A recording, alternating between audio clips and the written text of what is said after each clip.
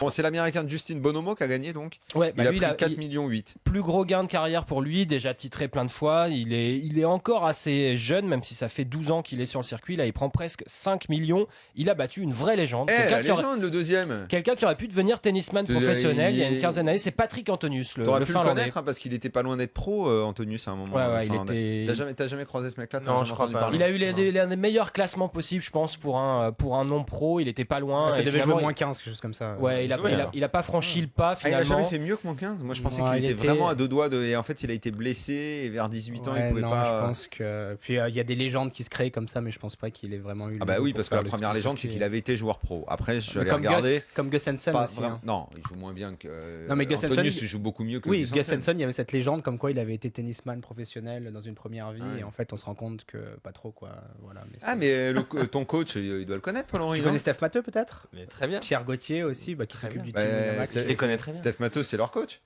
S'il nous écoute, je lui passe le mot. Ouais, et puis ça a été mon coach aussi une après-midi. Je suis monté d'un niveau juste en une après-midi. Tu es 34 maintenant. Mais non, quand même. Au tennis, pas au poker. Il m'a pas encore coaché au poker. Ouais, mais c'est marrant parce qu'il y a vraiment beaucoup de liens entre le monde du tennis et le monde du poker.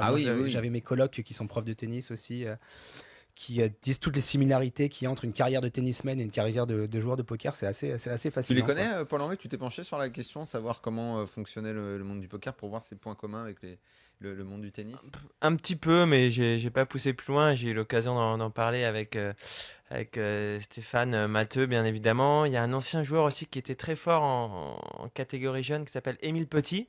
Oui, en France. Vous connaissez certainement. Donc voilà, on a pas mal discuté, mais effectivement, il y a pas mal de similitudes. T'en parlais tout à l'heure, mais Pierre Gauthier, qui était longtemps le coach le préparateur de Seb, mental. Et d'autres joueurs, de nombreux joueurs. Ouais.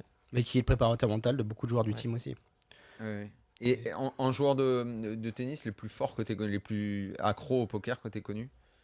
Les plus accros au poker, les Espagnols sont assez joueurs quand même. Ils jouent assez au poker. Il s'appelle. Il y a Rafael Nadal par exemple. Ah, Becker, effectivement. Becker. Non, mais dans les Espagnols, là, Feliciano Lopez joue Feliciano Lopez, Nadal. Nadal, il était avec PokerStars pendant un moment. C'est terminé, je crois. Gaël Monfils aussi. Je sais pas s'il joue encore, Gaël. Il jouait beaucoup. Il a fait quelques EPT. Coach a joué pas mal. Tard. Yevgeny Kafelnikov. C'était un vrai problème d'ailleurs. Oui, Kafelnikov fait le circuit aussi. Kafelnikov. Il a fait une finale à Rosadov, on en avait parlé lors d'une émission. Kafelnikov, il a un peu tout fait tant que c'était du jeu. Oui. Un peu limite d'ailleurs à un certain moment. Je sais pas si on a le droit de le dire. Le russe. Oui, lui à mon avis il aurait été vite. Oh mais d'ailleurs j'allais dire il aurait été vite pote avec Léon, mais il doit être pote avec. La dernière fois qu'on l'a vu jouer c'était à Rosadov dans le casino de Léon. Tout va bien. Toi j'avais créé un lien.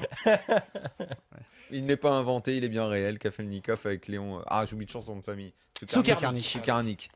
Voilà, évidemment, il ne pouvait être que lié. Donc Patrick Antonius, l'ancien vrai faux joueur de tennis, deuxième. Il y a longtemps qu'on l'avait pas vu faire un résultat. Ouais, il s'est remis sur le circuit, il a gagné un beau tournoi à Rosadov, il fait un petit peu un comeback, il a jamais cessé de jouer au poker, mais plus un comeback, tu vas à Rosadov, devant son ordinateur, là il refait un peu de live. Ouais, bien lui en a pris. C'était une grosse table finale, il y avait Steven Chidwick, Dominic Nietzsche, Bryn Kenney, Isaac Axton, enfin que des joueurs avec des gros palmarès. Il n'y a pas eu d'amateurs milliardaires chinois. Le problème c'est que si tu connais pas les règles, ça va être difficile d'aller loin et généralement tu es parmi les premiers sortants, mais il y a des indices rocambolesques. Mais il y a vraiment des Chinois qui sont allés s'inscrire sans connaître les règles à 270 000 balles, même si tu es riche et tout. Il y a eu cette histoire. Des fois ils font jouer leur épouse aussi. Non mais je vais t'expliquer Daniel, il y a eu un tournoi qui a été fait à Manille à 300 000 $ l'entrée, où 2 ou 3 joueurs chinois ne sont pas venus au jour 2 parce qu'il y avait des tables de baccarat qui s'étaient ouvertes et ils ont préféré aller jouer au baccarat plutôt que d'aller jouer leur jour 2. Je te crois pas. C'est vérité. Forcément inventé comme histoire. Je te jure que c'est pas. Si, c'est validé, ouais. J'en ai entendu parler aussi, ouais. C'est la vérité. C'est indécent, ouais. Un peu comme toi quand tu étais jeune et que tu nous racontais la semaine dernière qui t'est arrivé mais sur des tables Il a déjà loupé des Day 2 pour aller au Vertigo, ouais. T'as raté des Day 2 pour des rendez-vous avec des meufs. Mais c'est pas pareil. Et c'était pas des 200 000 qui étaient sur la table. C'est quoi que le pire que t'as lâché, 1000 ou 2000? J'arrivais parfois pour des EPT où j'arrivais avec 3 heures de retard, où je voyais rien, où j'avais même une fois quelqu'un qui s'était plaint que je chantais trop l'alcool et que je devais aller me changer. Mais là, maintenant, c'est fini ça. Maintenant, je suis un des plus qui arrive à l'heure aux EPT. Je suis un des seuls du team Winamax qui arrive à l'heure aux EPT maintenant. C'est dire si j'ai vieilli.